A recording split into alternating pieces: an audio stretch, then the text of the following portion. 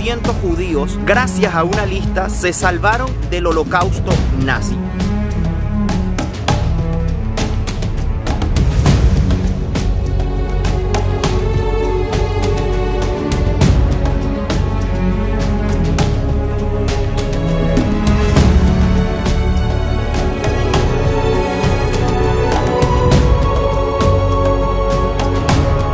Quien salva una vida, salva al mundo entero.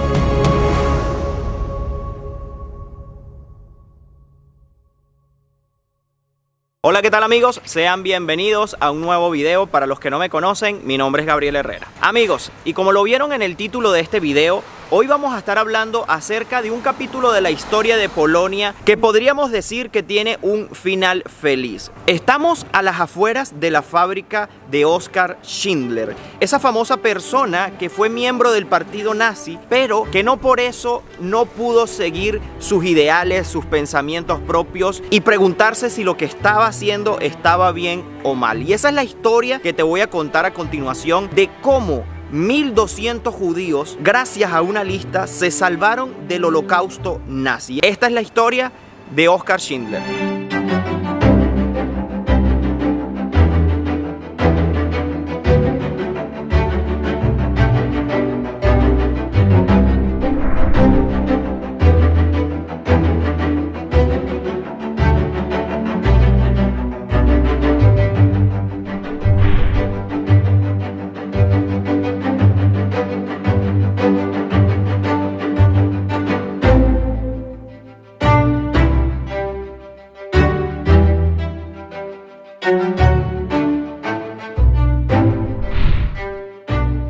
Aquí comienza lo que representó para 1.200 judíos la salvación del holocausto. Y es que en 1939 Schindler adquirió esta fábrica de menaje esmaltado aquí en Cracovia. En ella empleó a unos 1.750 trabajadores, de los cuales unos 1.000 eran judíos, en el año 1944. Como podemos ver, la fábrica es bastante grande, bastante amplia. Fíjense, todo esto es la fachada, que si vieron la película de La lista de Schindler de Steven Spielberg, podrán reconocer parte de la fachada. Fíjense que acá en la entrada están parte de esos 1.200 judíos que se salvaron gracias a Oskar Schindler y que aquí les rinden un homenaje justamente al entrar.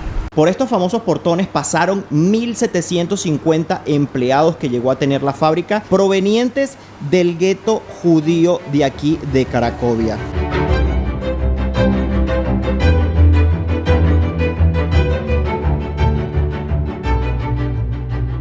Actualmente la fábrica de Oskar Schindler funciona como museo, contando un poco acerca de la historia de todo lo que sucedió, de todos los eventos de la Segunda Guerra Mundial, y se puede ver parte de cómo era la fábrica, cómo se utilizaba, las diferentes habitaciones, y tienen allí la oficina real de Oskar Schindler. Pero antes de pasar al interior, conozcamos un poco cuáles fueron las motivaciones principales de Oskar Schindler para adquirir esa fábrica. En un principio su motivación era únicamente económica. Esta fábrica la adquirió con la ayuda de Isaac Stern, un contable judío de un compañero de Schindler del servicio de inteligencia, y a quien Stern había dejado en fideicomiso su antiguo negocio. Esto era lo que hacían mayormente los judíos cuando llegó la guerra: dejar en fideicomiso, dejar a los alemanes sus negocios para que lo trabajaran y les dieran cierta parte de las ganancias. Con el respaldo de varios inversores judíos, Schindler firmó un contrato de arrendamiento informal el 13 de noviembre de 1939. Oficializó el acuerdo en enero de 1940 y así la fábrica la renombró como Fábrica Alemana de Esmaltes. Pero muy pronto esa fábrica llegaría a conocerse con el nombre de Emalia. Los contactos de Schindler le ayudarían a conseguir contratos para fabricar ollas y utensilios para los ejércitos alemanes. Y estos contactos de Schindler le ayudarían más tarde a proteger a todos sus empleados judíos, esto que estamos viendo aquí,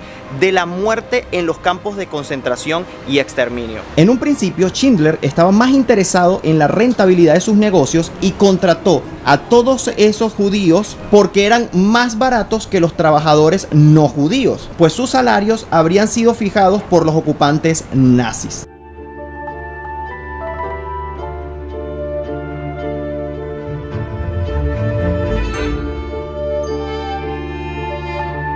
Bueno chicos, y ya estamos dentro de la fábrica. Estos son los portones por donde pasaban los más de 1200 judíos que Schindler, trabajaran o no, los tenía en este lugar. Vamos a estar recorriendo entonces el interior de la fábrica para conocer un poco más acerca de la historia que tiene para contar y que ustedes puedan conocer un poco más de esta historia. Esto es un poco de los complejos que hay en la parte de atrás, todo lo que es el interior de la fábrica. Miren lo grande y extensa que es.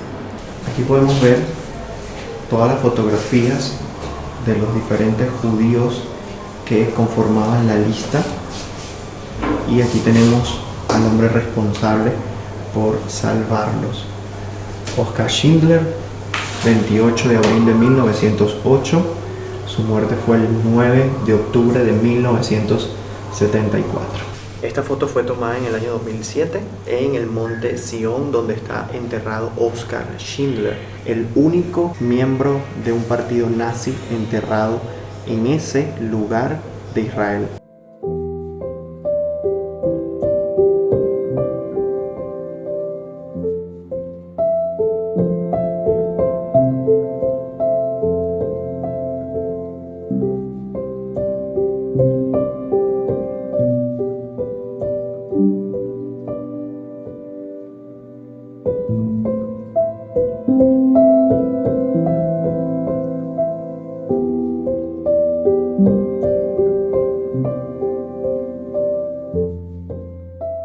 Bueno, todo esto que ustedes están viendo en este momento son habitaciones originales de la fábrica.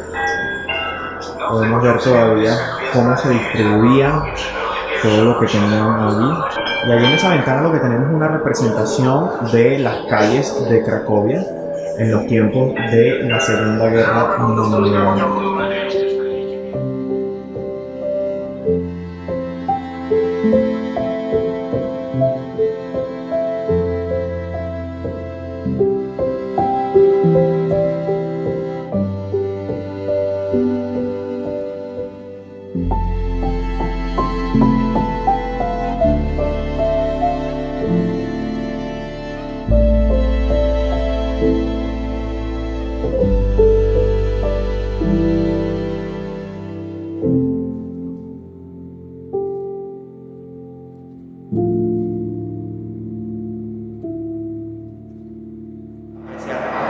Si a ustedes les parecerá conocidas estas escaleras, yo creo que sí. Schindler en la película estaba parado justo acá arriba esperando a una de las personas que estaba solicitándole trabajo, porque sabía que aquí trataban muy bien a los judíos. No sé si recuerdan que la chica estaba justo allá en la recepción de la fábrica y Schindler se asomó por aquí, la vio y como no la vio muy bonita en ese primer momento, no le prestó atención y la chica volvió a venir y ahí sí pasaron hacia la oficina.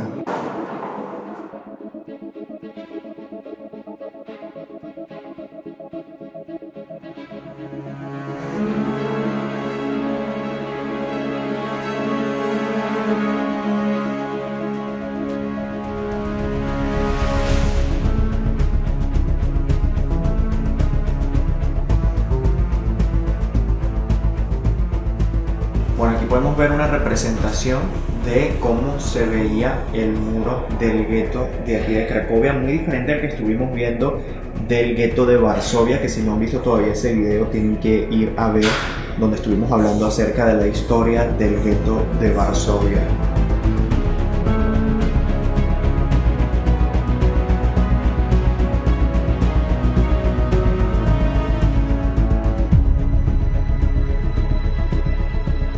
Podemos ver un testimonio de un niño de tan solo 5 años, fíjense, escrito a puño y letra. Y este testimonio lo que está diciendo es que el gueto estaba obviamente dividido por un muro y habían unos portones muy grandes en los que pasaba el tranvía. No sé si logran ver aquí las líneas del tranvía. Una vez pasó que el tranvía sí entra dentro del gueto pero nunca para, pasa por dentro del gueto pero nunca se para, está totalmente prohibido. Una vez que pasó el tren, este niño cuenta que un niño que iba dentro del propio tranvía le arrojó unos pedazos de pan, unas migajas de pan a sus pies, y es brutal porque las personas que estaban dentro del gueto pues estaban en condiciones paupérrimas Y bueno, ese niño se dio cuenta y tuvo ese gesto. Este es otro testimonio de una niña, en esta vez de 14 años, que escribió esta carta y dice que una vez estaba pasando por enfrente de una construcción donde estaban trabajando algunos polacos. La niña es judía, estaba dentro del gueto y pasó por al lado de aquellas personas que estaban haciendo trabajos de construcción, y por ser ella simplemente judía le arrojaron cal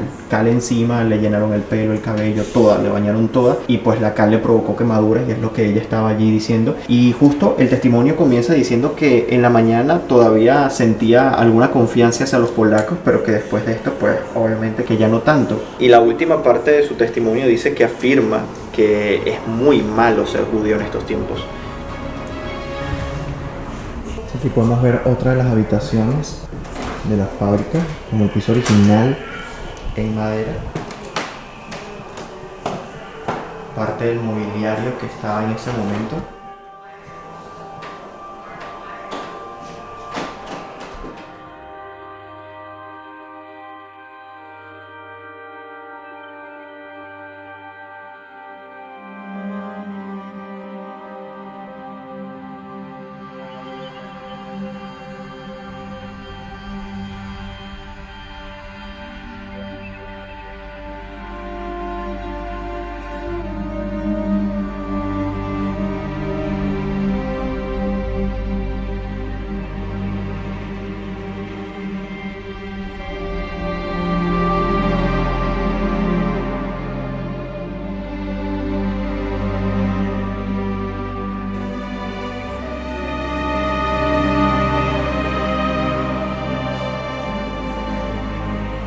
Bien, estas son algunas de las fotografías del interior de la fábrica.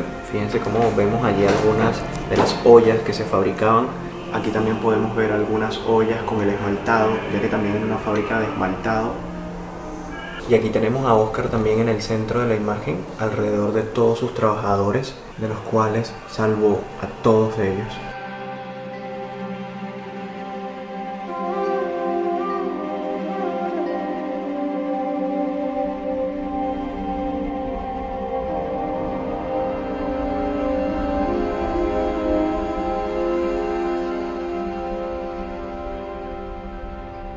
Fíjense que aquí podemos ver dónde se encontraba el gueto ubicado y de dónde fueron movilizados de Casimir. Este era su barrio tradicional, este era el gueto y este era la zona de Postworth. Y para que tengan una idea de dónde está ubicado el campo de concentración en relación al gueto, fíjense que el gueto estaba acá y el campo de concentración estaba justo aquí. A esta distancia está uno del otro. Justamente el gueto se colocó en esta zona por estar cerca de muchas industrias, de muchas fábricas, y fíjense que la fábrica de Schindler justamente se encontraba muy cerca del gueto y ellos caminaban todos los días de aquí a allá. Era la única forma de salir del gueto, así que esto me imagino que representaba de alguna u otra manera algún alivio para ver el exterior de la ciudad. Schindler quería la mejor comodidad para sus trabajadores y dentro de la fábrica construyó un comedor, una cocina y una clínica médica.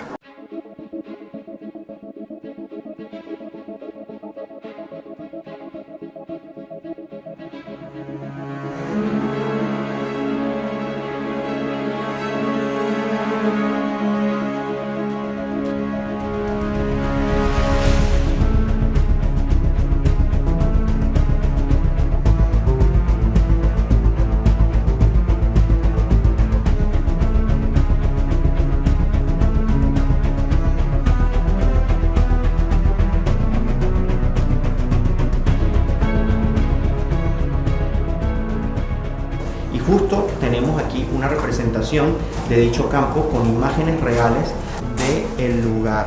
Fíjense cómo tenemos acá una representación y aquí tenemos una fotografía de cómo lucía el campo de concentración.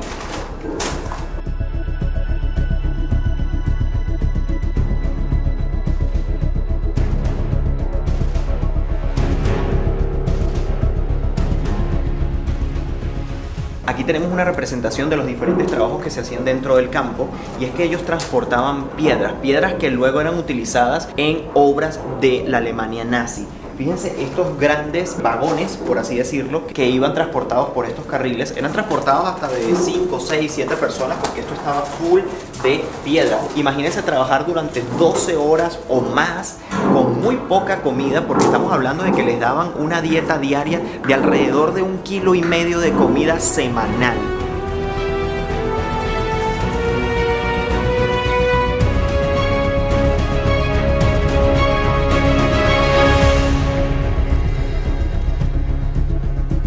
Bueno, y ya habiendo recorrido el interior de la fábrica y haber conocido un poco más acerca de esa historia, vamos ahora a pasar al gueto judío de Cracovia para conocer de dónde era que venían estos judíos que trabajaban en esa fábrica y conocer un poco más de cómo fue la vida para estos judíos y qué representó esta fábrica para ellos.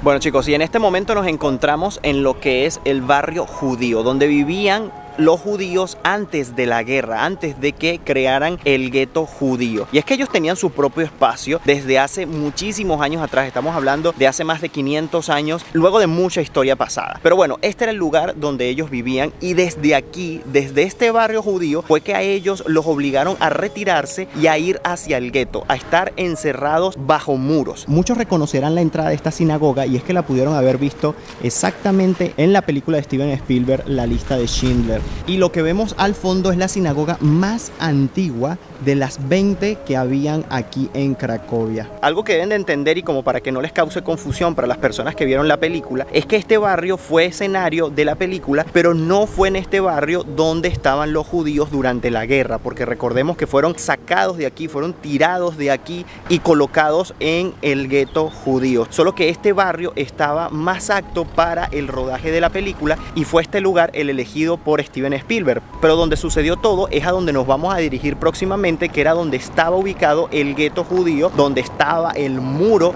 que dividía a la población judía del resto de la población de aquí de Cracovia. Y una de las razones de elegir este lugar para el rodaje de la película es que Steven Spielberg no quería hacer de un sitio turístico un lugar que causó tanto dolor para la comunidad judía, y entonces en cambio eligió este lugar. Además que le ayudó mucho a la comunidad porque, por cierto, este sitio de aquí era terrible. O sea, nadie quería venir a este sitio luego de acabada la Segunda Guerra Mundial, y en los años 90, luego de terminarse el comunismo aquí en Polonia, este lugar quedó para gente muy problemática, para drogadictos, para este tipo de personas, y a este barrio no quería venir nadie. Después de la película estrenarse en los años 90, este barrio pasó a tener mucho más auge debido a la cantidad de turistas que venían, y poco a poco se fue reformando. Bueno, y justo aquí en la plaza tenemos un memorial que hace honor a las víctimas, a los más de 60.000 judíos que al final de la guerra perdieron su vida en esta ciudad.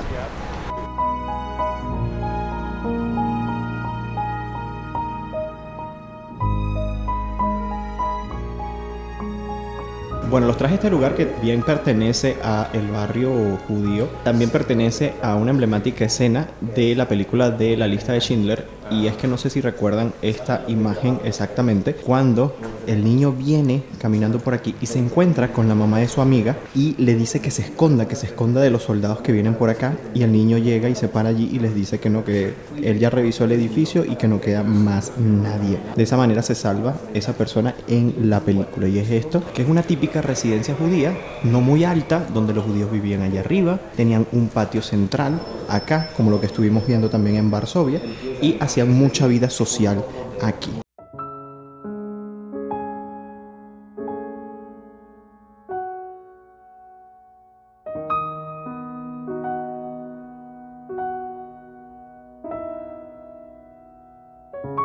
Ya nos estamos acercando a la zona del gueto, porque justamente este edificio que tenemos a mano izquierda es el primer edificio desde donde arrancaba el gueto. Antes funcionaba como hospital y oficina de trabajo, hoy en día es una escuela de música, y el edificio que tenemos justo al lado era solamente hospital. Ahorita es un edificio de ayudas sociales. Y lo interesante aquí a tomar en cuenta es que justo allí atravesaba el muro que dividía la ciudad, la antigua ciudad donde vivían los judíos en Casimir, a el gueto judío que instaló Hans Frank. Ahora los he traído a lo que actualmente es un memorial, pero en su momento, cuando el gueto judío de Cracovia estaba en funcionamiento, era el lugar de reunión, era donde traían a los judíos que vivían dentro del gueto para ser seleccionados.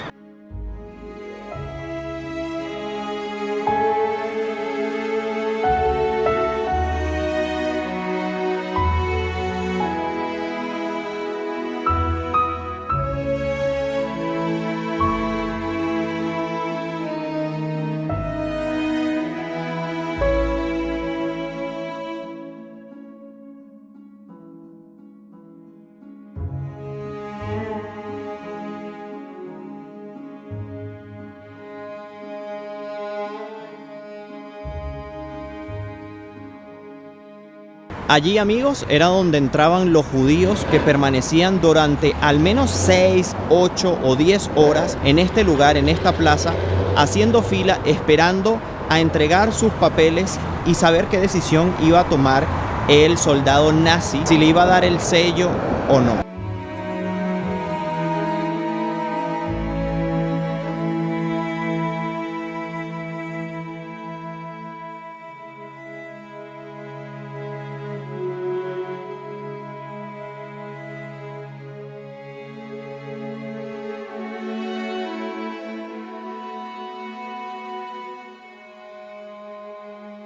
Las sillas tienen diferentes posiciones, algunas están mirando hacia allá porque justo en esa dirección se encuentra el campo de concentración y fue el destino de muchos de los judíos que permanecieron aquí esperando su sello o no. Otras sillas están mirando hacia aquel lado, simbolizando todas aquellas personas que de alguna u otra manera ayudaron a los judíos. Y era tan arbitraria la selección de qué judío iba al campo, de qué judío iba a permanecer en el gueto o de qué judío iba a ser asesinado justo en este lugar. Esta silla está representando eso, porque está mirando hacia este callejón de aquí. Ese callejón servía para que los nazis, los oficiales nazis, mataran a diestra y siniestra cualquier persona que ellos consideraran que debía morir ese día. Lo llevaban allí y sin ningún tipo de excusa lo asesinaban. Justo en este lugar también tenemos la ubicación de una farmacia que jugó un papel importante en la vida de los judíos dentro del gueto. Le pertenecía a una persona que no era judía, que permaneció dentro del gueto a través de sobornos y así, porque era una persona que le gustaba ayudar a las personas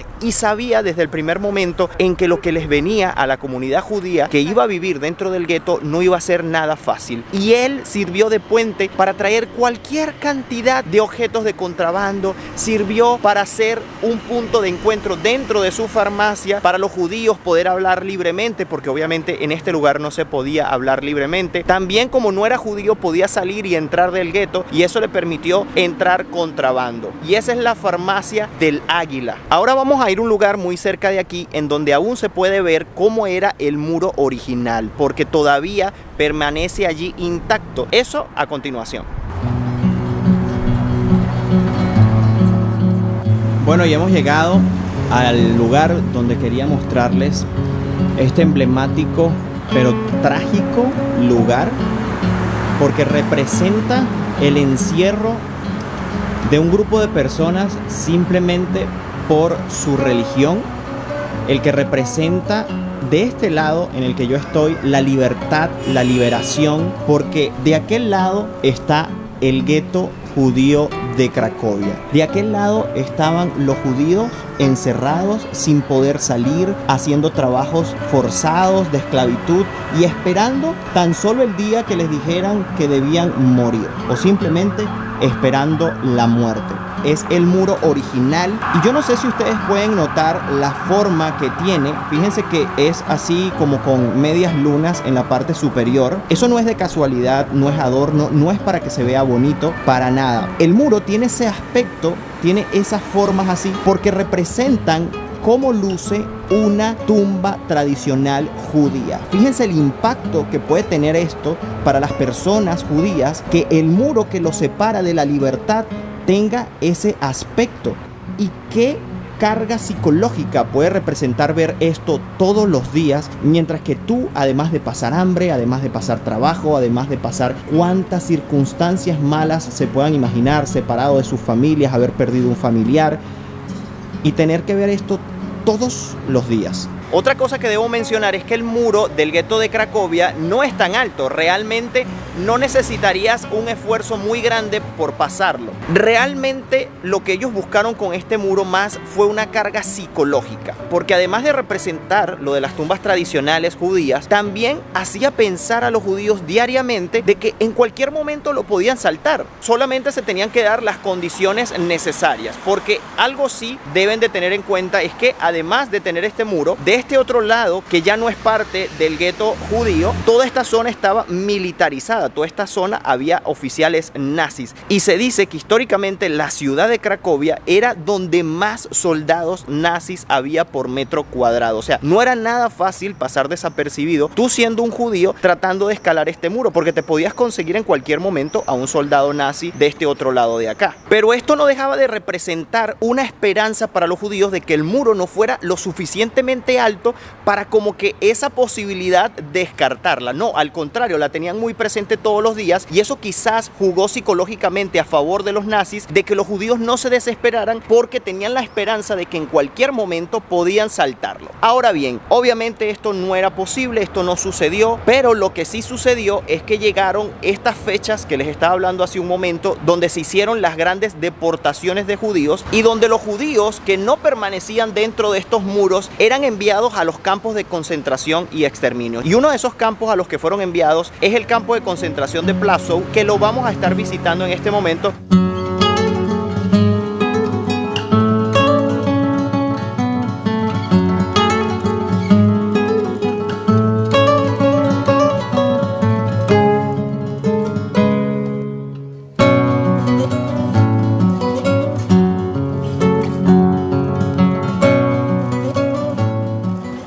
Fíjense que en la entrada del campo de concentración es meramente residencial. Fíjense que tenemos aquí edificios residenciales. Esto antes era un cementerio judío y justo en ese lugar originalmente eran donde hacían las oraciones para los fallecidos que aquí enterraban. En la película se usó como la residencia de Host, pero esto no fue verdad.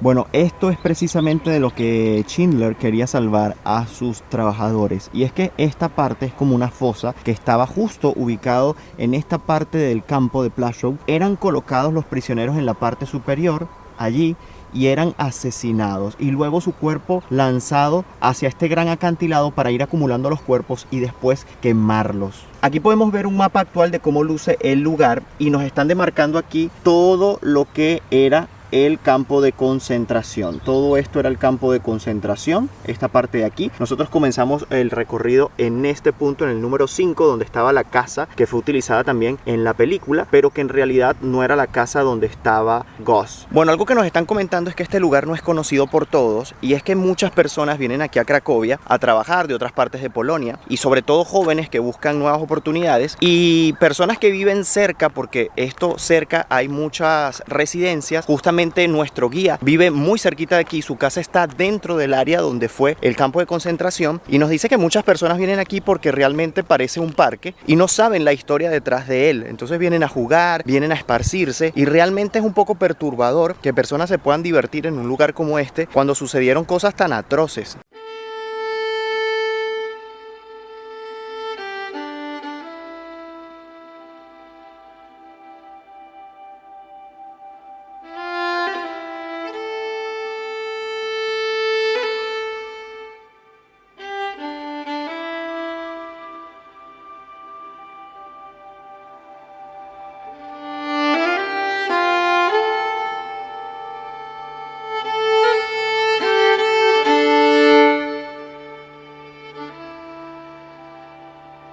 Algo que debo comentarles y que tienen que tener en cuenta es que el lugar que se eligió para construir este campo de concentración por parte de los nazis era el antiguo cementerio judío. Aquí se ubicaba el cementerio judío muy cerca del cementerio católico. Por eso es que durante la película podemos ver parte de los caminos por donde se transportaban las personas eran hechos de lápidas. Era por esa razón.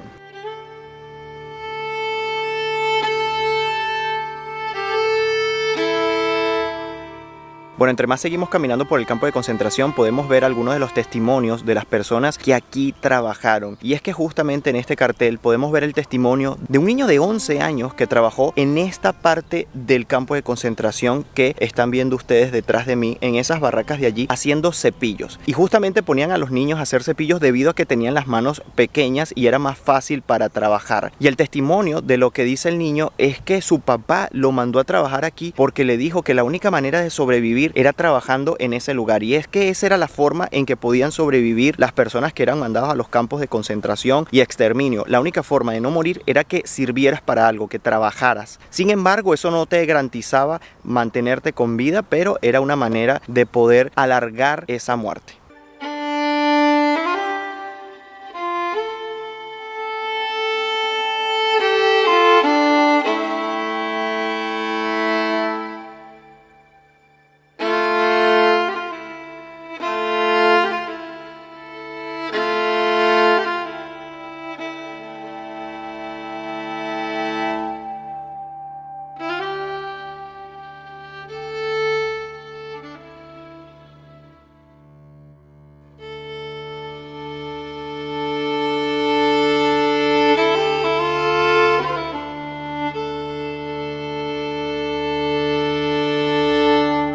Desde que Schindler quedó marcado por ese motivo, decidió de alguna u otra manera ayudar a estos judíos que trabajaban para él. Y desde ese entonces, según Sol Urbach, uno de los judíos que trabajaba en Emalia, dice que el empresario cambió totalmente de opinión en relación a los judíos y lo que estaban haciendo los nazis en contra de ellos. Por esa razón, decidió salvar a la mayor cantidad de judíos que pudiese. Con el pasar del tiempo, comenzó a proteger a sus judíos sin tener en cuenta la gran cantidad de dinero que eso le iba a acarrear. Siempre que los Schindler-Juden o los judíos de Schindler, como se les conocía en ese momento, eran amenazados con la deportación, él alegaba algún tipo de sección para poder evitarlo. Y es que en su fábrica empleaba hasta personas con algún tipo de discapacidad que a los ojos de cualquier alemán no podía hacer ningún tipo de trabajo, pero para él cualquier persona que estuviese en su fábrica era esencial. De alguna u otra manera, él buscaba la forma de hacer parecer que eso que esa persona hacía